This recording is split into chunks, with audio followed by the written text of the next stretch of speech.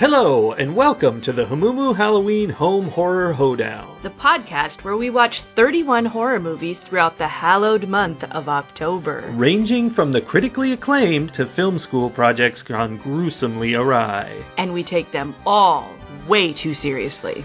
I'm your host, Mike Hummel. And I'm your host, Sully Hummel. Now warning, we use a ghoulish number of spoilers, so watch the movies first. Second warning, we don't know anything about anything, so don't take us seriously while we take these movies seriously. Welcome to the final wrap-up episode of 2020, the most horrific year on record, full of horror movies and fun. Thanks. I'm happy to be here. Yay. I'm not. I wish I could have, RSVP'd no thank you to the party that is 2020. But to the movie reviewing. To the movie reviewing, absolutely. I wouldn't miss it for the world or for the end of the world or whatever. Whatever we're currently in. Yeah. So despite what you just heard a minute ago, there will be no spoilers during this episode because we're covering 11 movies. And it would be silly for you to have to watch 11 movies before you listen. You watched 11 movies in one day? Well, second announcement. I watched 9 movies in one day. The first 2 movies we talk about were actually on 2 previous days, one each. Yeah. Because it's like, we do these recordings in advance, and then Halloween's still not for a while. And I'm like, where are my movies? I know. We recorded the 31st episode, a long time ago. Well, yeah, a week ago, probably. A week or more. So, yeah, it feels like we should be watching a movie every day because it's still October. We should always be watching a movie every day. And, third announcement, I didn't watch these on Halloween Day. I did watch them all on one day, except the 2 mystery ones, but it wasn't Halloween. It was the 28th. We have a very good excuse for that, though. Normally, the marathon is always recorded on Halloween. That is a sacrosanct I know, rule. because it's the fun of, Yes. It's Halloween Day, and I'm going to spend it watching scary movies. That's a holiday. It is. But this year, because of the dumpster fire that is 2020, Halloween also happens to be one of the days that we are counting mail-in ballots for the county we live in. And we will be doing that Which is all awesome. day. All day. All and day. many other days also. Yes. So we moved Halloween to October 28th this year. Yeah. So the first movie that you watched was the Mortuary Collection from 2019. Yes. Why did you choose it, and what did you think of it? I chose it because it's an anthology film. Yes. And that's fun. Was it, though? Because you say that, and then often we're like, it wasn't that fun. This was fun. I was very pleasantly surprised that this collection of stories, which this time had a proper number of stories. By my count, there were about, we'll say 5. It's kind of confusing because there's a lot of wraparound, and there's actually kind of 2 different stories in the wraparound, kind of. So, good chunk of different little tales. And part of the fun here is actually something that's probably kind of a problem for some people, but I like it. All the stories featured the same actors playing different roles, which, yes, that's just fun. It was like the American horror, American Gothic, Yes. American whatever things. It was American. Yeah, I actually don't mind that either. I think it's fun when there's an ensemble that then plays several stories out. So you mentioned a wraparound. That's often our complaint about anthologies is that there's not good cohesiveness between the stories. How did you feel about this one? There is no cohesiveness between the stories. They're a bunch of random stories, but there's always somebody's telling the stories, and in this case, it's a job interview, and for some reason, the guy who runs the mortuary is deciding to tell her these stories of different people who died, because what better way to get somebody fired up about working in a mortuary? So, it works out, and it's fun. All in all, I give this one 3.5 teeth out of 5 because it's good fun. It's nothing great. It's almost a so bad it's good, but it's kind of good. Like, it's kind of fun. So it's in a weird gray area. Mm-hmm. And I feel like you paid some attention to this movie. Do you have a thought? Yeah, I watched this one enough to feel like I could rate it. I would give this 3 teeth out of 5. It wasn't great, but for an anthology, it was probably one of the better anthologies we've ever seen. Like, Yeah, I think so. I felt like there was a story. It didn't make a lot of sense. I agree with you there, but there was a story. And some of the stories within the story were highly entertaining, and they had some interesting twists. The one with the frat guy was awesome. Like, in fact, I'm going to bump my rating up to 3.5 just because of how much I liked that particular story. Yeah, that was probably the best one. But yeah, it was fun. It was like a bunch of Twilight Zone episodes. Yeah. Good deal. So next, you watched The Cleansing Hour, also from 2019. What do you have to say about that one? This movie is about a YouTube channel that does exorcisms, which is a weird idea. They're like cool dudes who go out and do an exorcism, and they're like, smash that like button, everybody! We just exorcised a demon, which is so weird and dumb. Yeah. But it's just a goofy kind of movie. They also had the ad for their merch. Yeah, what was it? Some kind of towel. I don't know. It had magic properties. Yeah, some kind of magic towel endorsed by the Vatican, and that was like all over the corner of their thing. Yeah, so it was about an exorcism, obviously, because that's what they do. And of course, this time it's real. Oh, by the way, I should have mentioned the exorcisms they did were fake. But they were pretending they were real. This one, of course, is real. And they have to deal with demons and whatnot. At one point, I don't feel like this is a spoiler, so I'm going to say it. A demon makes a guy do the hokey pokey. So that might be your reason to watch this movie. Smash that like button. Yeah. How would you rate this one? I call this movie really cheesy, but it had a lot of fun ideas. It was some clever, about the modern technology interacting with the old demons, which was interesting. So overall, 2.5 Ethernet cables out of 5. Did you pay enough attention to this one that you know what's going on? Ooh, I was in and out of this one. It was not holding my interest very well. Every once in a while, something exciting would happen, and I would look up and I'd be like, ooh, what's going on? I feel like that's a sign. Yeah, so I don't know. I don't think that I can rate it. I will say that there were things about this story that were unique and interesting. Yeah. Like, I thought they were doing something different from other movies that we've seen, which, given that we've watched almost, what did you say, 300 movies? Over 330. Yeah. So I feel like finding something unique is special. Yeah. So that's good. Oh, it has a good ending, or at least a good setup for a different movie. Yeah. That brings us to House of the Witch from 2017. And it brings us to our actual Halloween day, which began with House of the Witch. This movie was already playing when I woke up. Yeah, I got up bright and early to start the day full of fun. I know, you were so excited. So, what were your thoughts about this one? Well, since it was so early, I was making breakfast during it. German apple pancake, because it's a special occasion. Yeah, it was yum. Which I obviously was very engrossed in, more so than the movie. And the movie itself did not pull me away from my German apple pancake very well.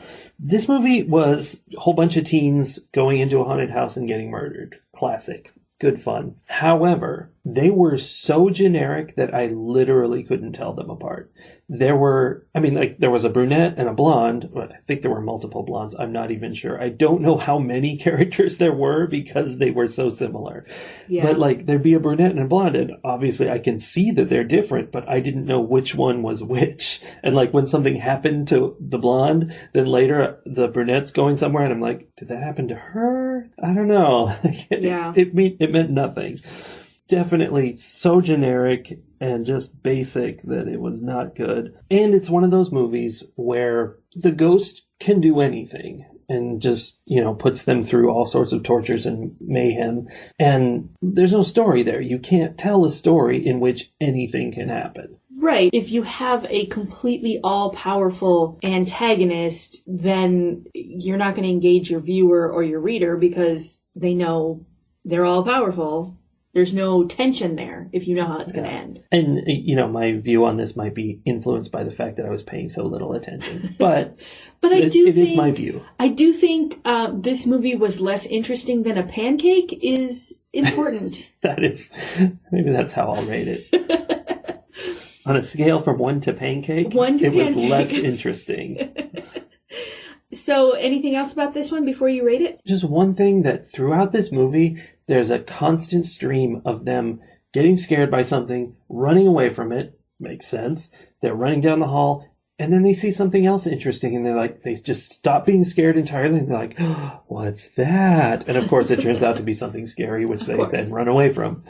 But just an endless stream of running away and then being intrigued. Weird. Such is life. It is. So how would you rate it? This movie really only warrants 1.5 apple pancakes out of 5. Okay. I believe this is the first time we've ever done a rating where the scale was something that wasn't actually in the movie, which I find very interesting. It's what I was paying attention to. Yeah, I like it.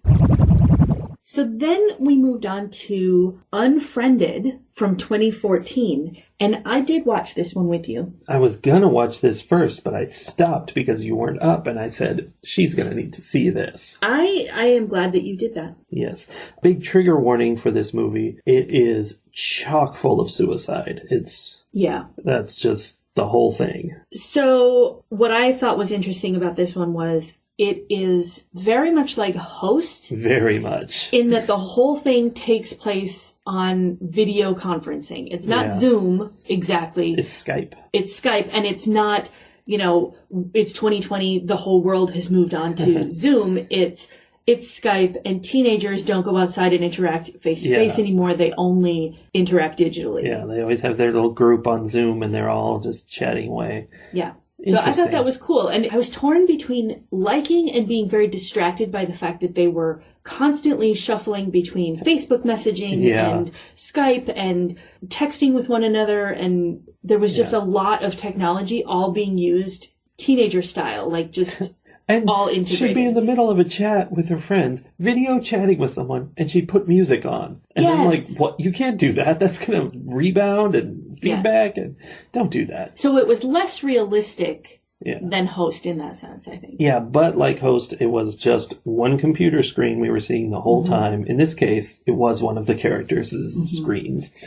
I like that kind of unique format. There's another one we've seen, which is not a horror movie. Stars John Cho. I don't know what it's called, but he's looking for his missing daughter, and the whole movie is his computer screen.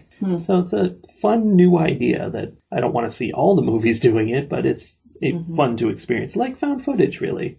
Yeah, yeah. I felt like this was very much a story that was written to jump on the bullying is bad bandwagon. Yeah, this is all about cyberbullying. In summary, that's the story is there's somebody who died by cyberbullying, and now her ghost is harassing these people online, basically. Yeah. How would you rate this one? This is tricky because the movie was sort of annoying because it was a lot of teenagers screaming at each other for the whole movie. Yes, it was. They were so mad and just talking over each other and making so much noise. Can you differentiate between rating the movie and rating the experience of hanging out with teenagers?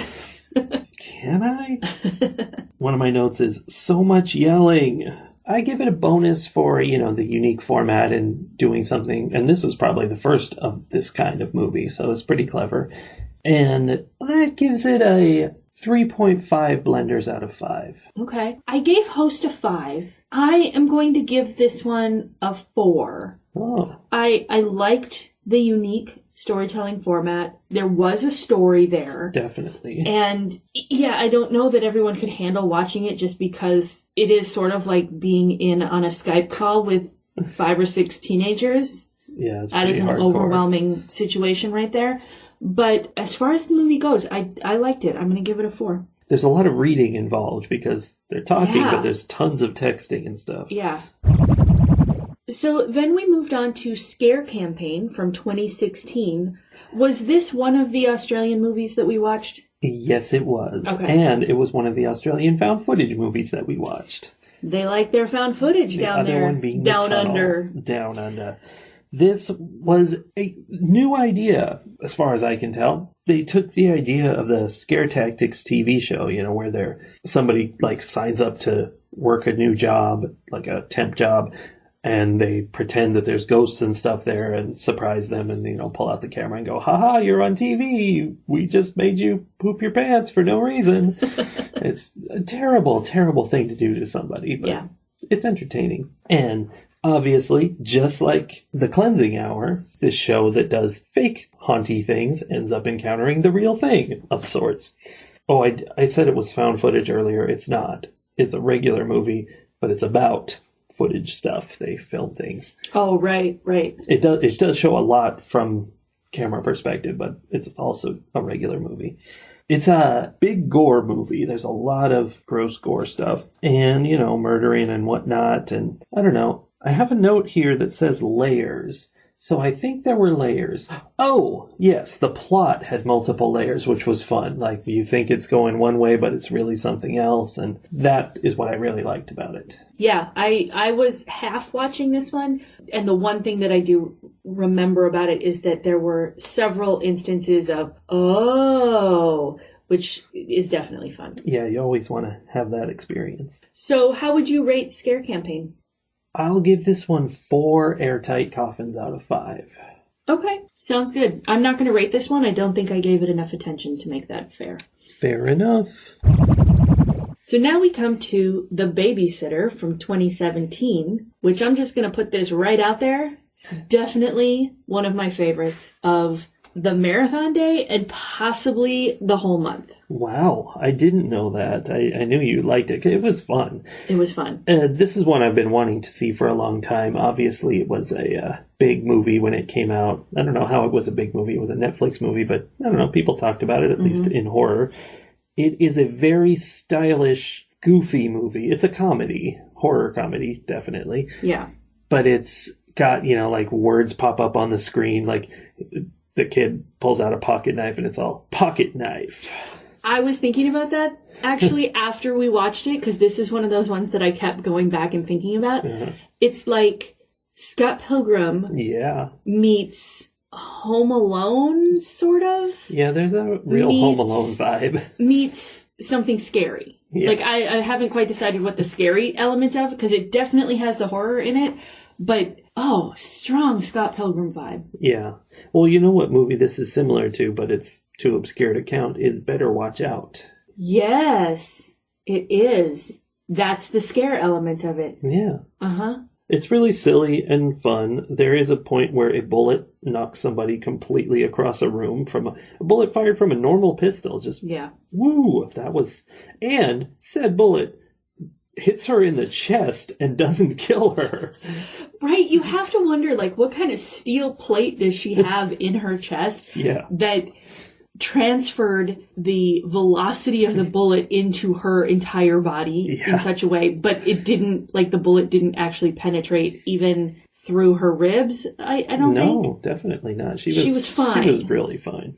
It was pretty weird, actually. Although she was very traumatized by the idea that she might lose one of her breasts. Yeah. And that goes into the fact that there's a lot of gore in this movie, which I think kind of killed the fun of it. It could have been more goofy fun if we weren't also kind of focusing on, wow, look how nasty this is. I don't know. I think, you're probably right. That being said, and I don't love the gore side of horror movies, I wasn't bothered by it. Yeah. I was highly entertained by this movie.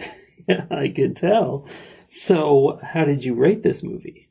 I am going to give this movie a 5. Wow. I really enjoyed it. I thought it was funny. I thought it had good horror elements to it. I liked the complexity of the relationship between the babysitter and the kid. Yeah. Throughout everything that happened. This movie made me very happy. I am going to give this 5 fat dragons out of 5. All right, you kind of convinced me. I don't think I was going to do that, but I'm also going to give it 5 fat dragons out of 5. It was very fun, and, the only problem I had was that it's a little more gory than it should be. I kind of detracted from the humor and fun, but okay, that's still a 5.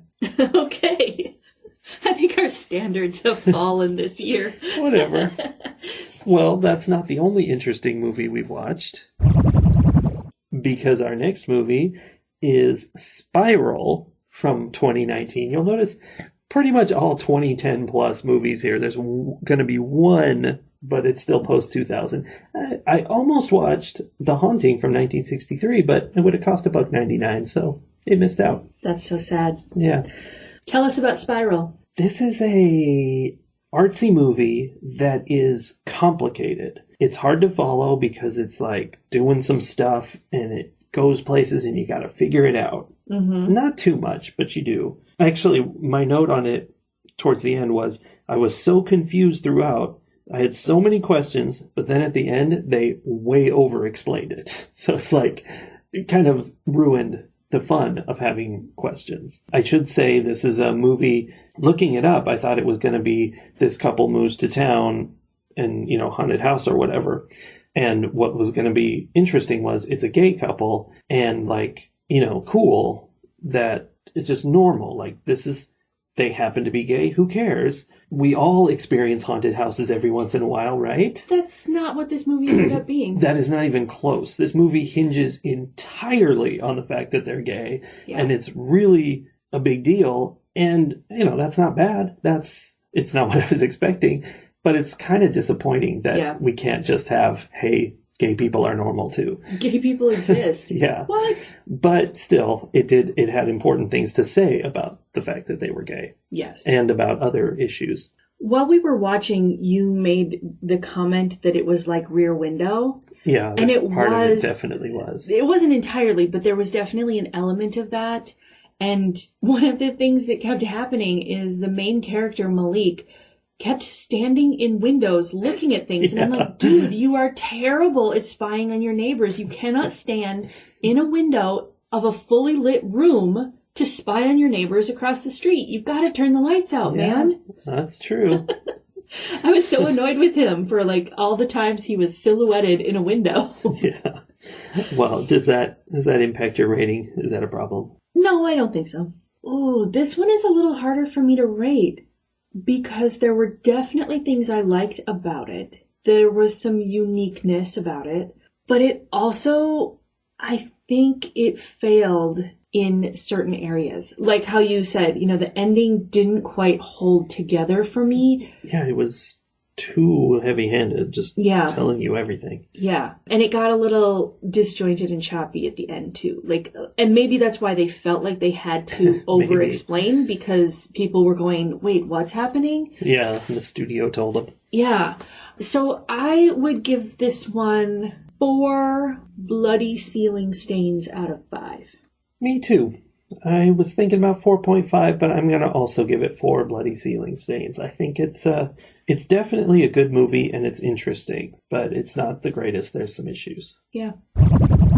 So we followed that with Dead Birds from 2004, and I was starting to feel very tired by the end of Spiral, and I fell asleep immediately upon Dead Birds starting and did not wake up until you turned off the end credits. Yeah. So I completely missed this one. Were you missing it, though? Was I? What would you say about it? A fun piece is that on the Shudder description of this, it had that it's a stellar entry in the not-so-well-known Civil War horror subgenre, because that's a thing. I mean, I guess it is because this movie exists. Right. I have never seen It's a very small subgenre. I've never seen another Civil War horror movie. Yeah. Well, I didn't see this one either. That's true. So, did it work? Was it interesting? It is about Civil War dudes, Confederate soldiers, Confederate deserters, actually. They were bank robbers who were formerly in the Confederate Army. And, you know, they steal their stuff from the bank and they take it to a house to hide out, and the house is haunted. So that's what they got to deal with. The last half hour of this movie is what you'd expect. Running away from ghosts, trying to survive, and, you know, succeeding or not, whatever. Mm-hmm. Up until that point, hour and a half or whatever of movie. I mentioned basically this in House of the Witch, but this is so much worse. This whole movie is them different members of this group going into a dark room, holding up a lantern, looking around, and then they see something scary. It's a jump scare with violins and noise and everything, and then the camera cuts away to some other stuff happening, which inevitably is another person doing the same thing, and you don't know what happened. Like, that's it. Except later it comes back to that character, and they're fine. So it's like, what happened? What happened to them? They acknowledge it happened, but they didn't, like, what is happening? In other movies, people run away scared. In this movie, we don't know what happened, and later that person is fine. Yeah. So it's just like a series of random jump scares for a long time. It sounds like they were more interested in, causing a jump scare in the viewer than actually having any kind of plot. There was no reason for any of that. It wasn't until, like I said, near the last half hour that anything was starting to come together and be explained, and, there were clues and hints of putting things together. So how would you rate it? I would rate it poorly. I will say I was working on a puzzle while watching this movie and didn't pay a lot of attention, so maybe I was missing the subtleties. Could have impacted my viewing, but given that that's what I was doing, my score is 2 mute dolls out of 5. All right. Well, I'm not going to score that one because I did not watch any of it. The next movie is Elizabeth Harvest from 2018. And I was watching this one, but it did not keep me engaged enough to really care about what was going on. Neither. I watched enough of it to think that it wanted to be The Skin I Live In. Yeah, there were similarities. But was not pulling it off. Yes, this is a movie about a woman who is being kept by a man, just like The Skin I Live In, and he's rich and whatever. She doesn't realize she's being kept, though. Like, she thinks she's married to him, and, she thinks was of her own volition. And I can't explain that because I think it's not a spoiler, but I'm not sure. So I'm not going to look it up and find out. So anyway, there's stuff going on, and she thinks everything's cool until she doesn't think that anymore, and then there's all kinds of machete stabbing. So it's like The Skin I Live In, except it only thinks it's smart. Exactly. And that movie was smart. Yes, that was exactly my thought. Like, all the subtlety and nuance that The Skin I Live In had was lacking in this movie. Just like that movie, this movie is a total soap opera. There are like 5 people in the movie, but their interactions and their interrelations are so complicated, and they've all done things to each other, and, it's all kinds of history. Right. And has to take you through all that. And then, at the end of the movie, there's minutes on end of voiceover narration. Like, basically, they're telling you the story instead of showing you. They're like, oh, by the way, this is how this all happened. And in case you missed it. Just a complete waste. Like, they clearly couldn't figure out how to make this movie. So they're just like, but we've got this story. I don't know, let's just tell them. Yeah. I was weirded out by the order in which information was being revealed to us in several times. I was like, wait, why is this coming now? Yeah, and that could be cool, except not when it's pointless and doesn't make sense. So, bad movie. So, how would you rate it then? It's one of those movies that's fancy looking, and I feel bad going too low, but I'm gonna give it 1.5 household incinerators out of 5. That's very sad for it. I am going to not rate this one because I think I did not pay any attention to the beginning or the end. I was fascinated by the middle, but that was about it. Yeah. But I will say that I was disappointed because the premise of this story was good. Yeah. If someone had said, I want to make a movie about this, and like given me a synopsis of their plot, I would have been like, yes, please. Yeah, it was pretty original too. It was like a clever idea that they couldn't figure out how to write. Yeah, it didn't work, so I was disappointed. The next movie we watched was Little Monsters from 2019. This was another horror comedy. Yes, I actually put it in my notes as not even horror. I just said comedy. It's gory comedy, but that's all. There's nothing scary. I mean, yeah. In fact, about a third of the way, maybe even a half the way through the movie, I remember turning to you and saying, is this actually a horror movie? Because it was very much coming across as like a sitcom-y rom-com sort of thing. Yeah. Which was fun. I was enjoying it. Like, I wasn't complaining about the movie itself. I was just like, there's not a single horror thing in this. And then very shortly after that, it became obvious that there was an element of finger quotes, horror. Yes, it took a while to get to the event, which is this is a movie about taking kids on a field trip and zombies overrun the field trip. What's interesting about the movie, and that I haven't really seen before, is it's the story of a teacher having to take care of her kids in a scary situation, and how completely dedicated to that she is, and how she puts herself on the line without even thinking, just to make sure that her kids are safe.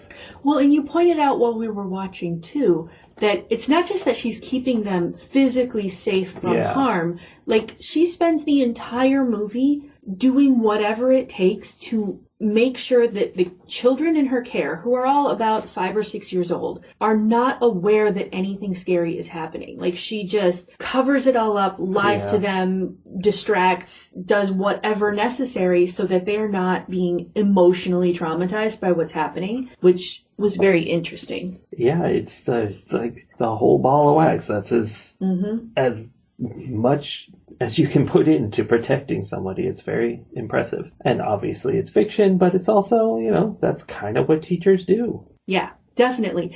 I feel like I'm far enough away from having been in the classroom, and I was rarely responsible for children that age. I feel like had I been perhaps in the middle of teaching kindergarten right now, I would have been more horrified by the whole thing because like, anytime that I started allowing myself to think about what it would really be like. Oh, yeah. I mean, I remember just taking 5th graders on a field trip that did not involve anything horrific, just going on a bus, touring a mission, and then going on the bus back.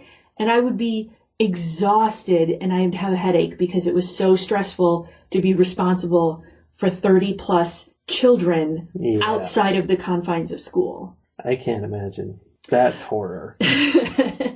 So how would you rate this one, though? As comedies go, it wasn't the best. It was just fun. It was pretty funny, but there's, much funnier things out there that are really uproariously amusing. But it was lots of fun, and I liked the characters, and I had fun with the movie. It was a good time. So I'm giving it... But was it fun? No, it was also fun. In addition to the stuff I said before, there was fun there. Okay. Just to be clear. So what are you giving it? I am giving it 4 funs out of 5. I thought you were going to say 4 funs out of fun. Okay. I really enjoyed this movie. It was very entertaining. It was very mildly horrific. I was going to say that I think this would be a horror movie you could watch with your kids. I want to clarify that I'm not talking about your 5-year-olds. Like, this is the kind of horror movie you could watch with your 12 or 13-year-old. It's not that scary. It does use a lot of language, so... A lot, yeah.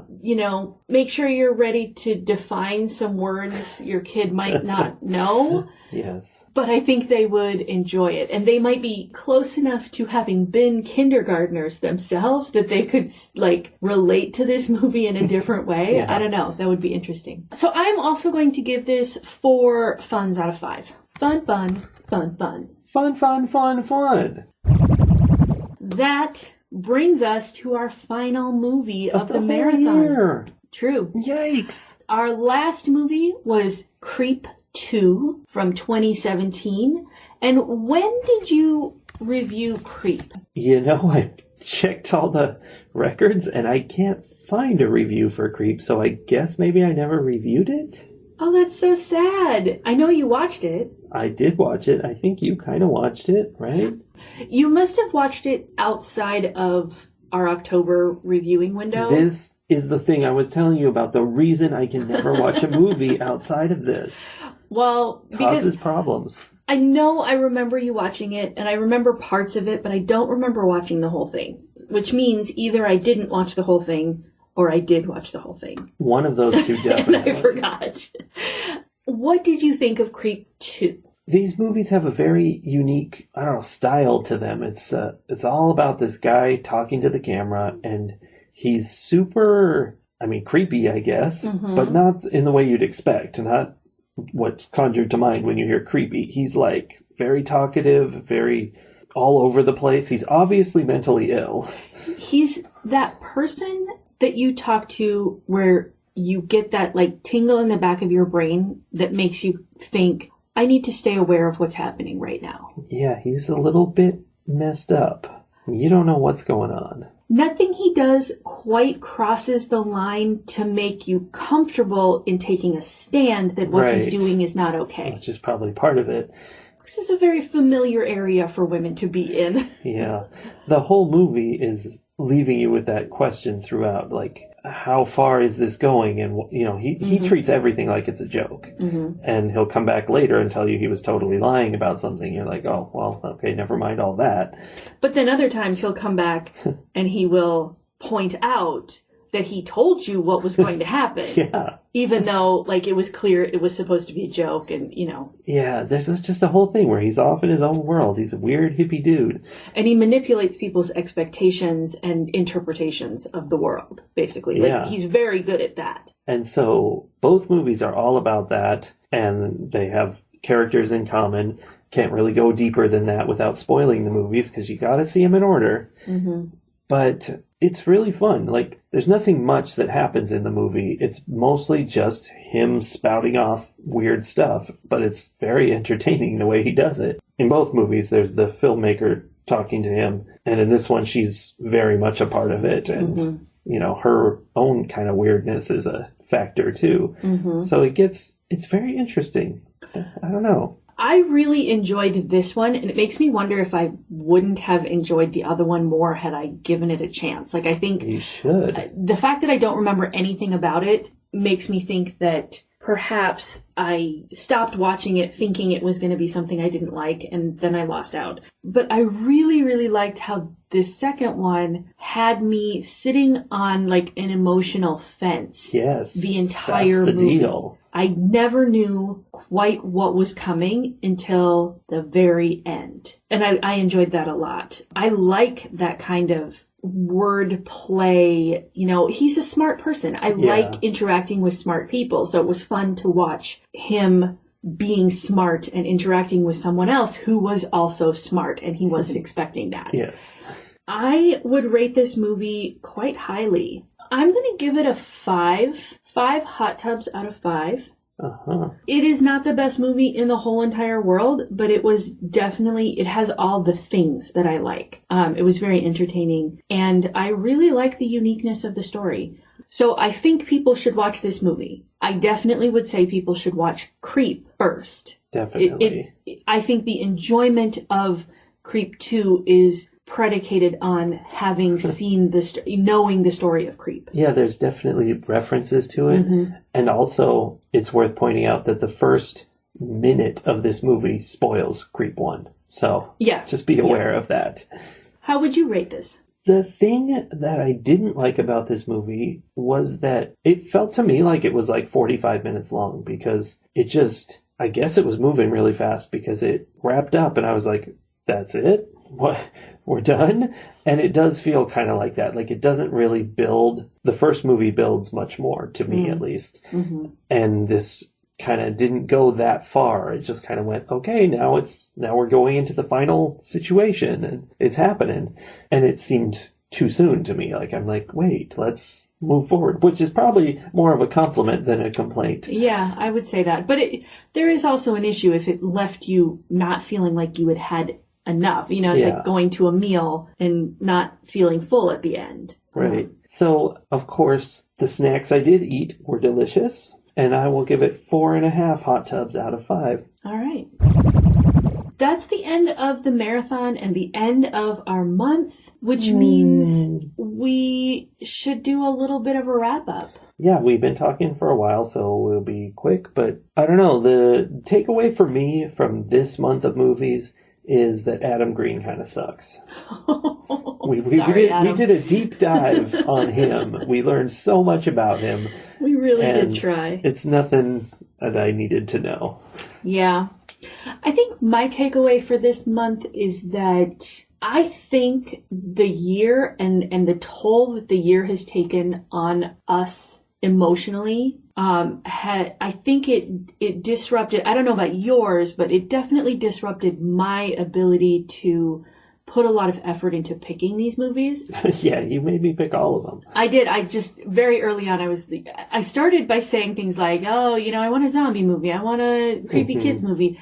And then I was just like, I don't care. Whatever we're watching. Yeah. I'll watch anything. I will watch literally anything that is not the real world. Which I feel like we had a much lower scoring month this year than we've had in the past. And I'm not sure if that's because of the movies that we were choosing or if that's because we were rating things lower than we normally do. Like, I don't know. But I definitely am going to blame it on 2020. Yeah, I think you can safely blame whatever you want on 2020. Did you have a favorite movie this month? Not necessarily the highest rating one, but the one that you most enjoyed watching? The big winners of the month for me were Sinister, very creepy and effective, the only movie to scare me this month. Host, just a roller coaster of joy. Candyman, which I was completely surprised at how solid and interesting of a movie it was. I was expecting a dumb slasher. And then today I really liked Little Monsters, Creep 2, Scare Campaign, The Babysitter. Those are all of interest to me. Usually your marathon day is a day of movies I'm really, really glad you didn't make me watch. Yeah. Like Unfriended also was fun. But this month, your marathon day had some really good movies. Honestly, I think it was better than most of the rest of the month. Yeah. I agree with you on all of those. Those were all good ones. They were fun to watch. Not necessarily good, but good fun. I felt like Perfection. Oh, yeah. And The Skin I Live In were both ones that there was a lot of unexpectedness in them. And there was a lot of, think about things in a different way. Or, they were thought-provoking ones that I still kind of go back and ooh, there was a lot going on there. Yeah, The Perfection was really good, and can you believe it was a Netflix original? I cannot. That was the stunningest part of the whole thing. I also, you already mentioned it, but I really, really liked The Babysitter. Yeah. I am surprised it took us this long to watch it. I think it was one of those ones that Netflix pushed on us, they advertised it so hard on the Netflix channel that I was like, you can't make me watch this. Yeah. I get into this rebellion mode when something's pushed at me too hard. And I was like, no, I refuse to succumb to your advertising wiles, which is unfortunate because it was really funny. And I am very much looking forward to Babysitter 2. I know. You're trying to get us to watch it before the marathon. Also, I was very entertained by The Bad Seed, being such an old movie, and I honestly felt it held up a lot better than some of the more recent movies. It did, yeah. There's an honorable mention to American Poltergeist. That was the right kind of terrible, awful movie for the month. That was our Anna, our Bad Ben for the month. Yep. I just love really terrible movies. Like Anaconda is a bad movie, but it's the low rent bad. It's hard when it's a bad movie that had a decent budget because it's star-studded. Yeah. Like when it's a bad movie because it was made by, film school students, you can enjoy it because, I don't know, there's a leeway there, I guess. Yeah. I mean, I don't know that it was made by film school students, but, it looked like it. It actually, I suppose it makes it worse because then you're just attacking poor people who are trying to learn as opposed to professionals who should know better. But but what I'm saying is it's the opposite. When it's professionals who should know better, I'm like, this might be entertainingly bad, except you should know better. So, it's just plain incompetence on your part. You just wasted a bunch of money and time. Whereas if it's somebody who's at the beginning of their career or has yet to really master the craft and they're doing the best that they can, I give props to that. It still might be a terrible movie, but at least somebody put a lot of time and effort into it, and I appreciate that. I'm not going to give it a good score, but I can still appreciate it. No, but it was fun. So I was surprised at how many times burn scars came up this month. Right. Yeah. How many times technology was involved?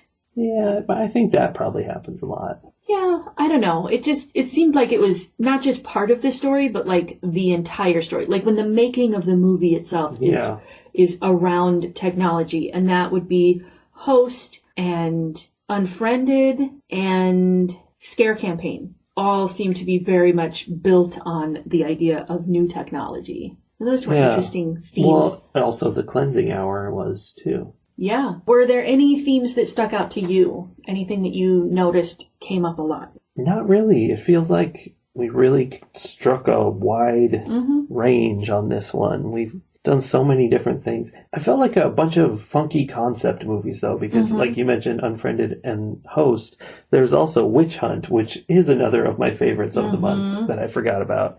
It's a ridiculous, weird movie that's kind of a YouTube tutorial. Yes. It's just some weird concept movies were done this month. I liked it. All right. Well, I guess that wraps up Hamumu Halloween Home Horror Hoedown. Correct. 2020. Yeah, it does. And we will come back next year for more of these. Hopefully, the real world will be a little less horrific and we can really enjoy horror again. Yeah, I hope so. I'm really sad to see this go. But on to bigger and better things. Happy 2020! Woo!